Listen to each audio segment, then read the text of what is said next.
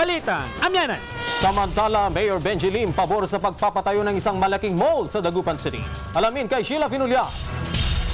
Noong nakaraang linggo, malugod na tinanggap ng alkalde ng lungsod ng Dagupan sa kanyang tanggapan ang mga bisita mula sa SM Prime Holdings.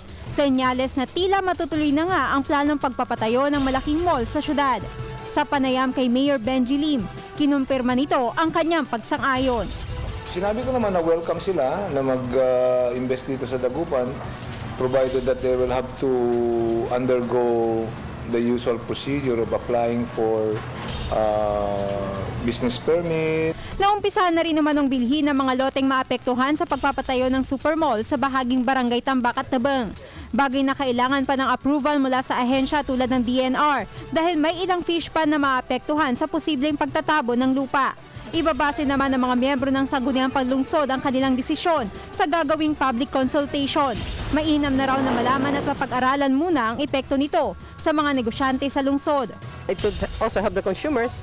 But remember, we have so many supermarkets already in Dagupan, department stores, and we have a lot of stores in the downtown and Perez area na nagbibigay din sila ng employment. So dapat pag-aralin mabuti, balansehin na hindi rin maapektado ang mga negosyante dito. So kailangan po talaga ng consultation sa kanila. Handa naman ang ilang may-ari ng commercial establishment sa pagpasok ng SM. So okay lang po sa akin. Hindi po ba kayo natatakot na baka maapektuhan yung negosyo? Sa tingin ko ma'am, hindi naman po.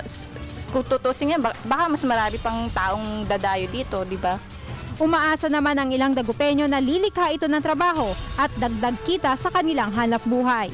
Pabor kami, lalo na sa aming mga tricycle driver. Ang pagninegosyo sa isang syudad ay hindi po isang karapatan.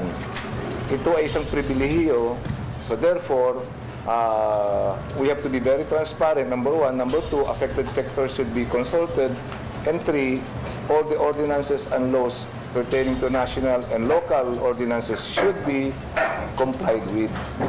Ako si Sheila Finulya, naghahatid ng Balita.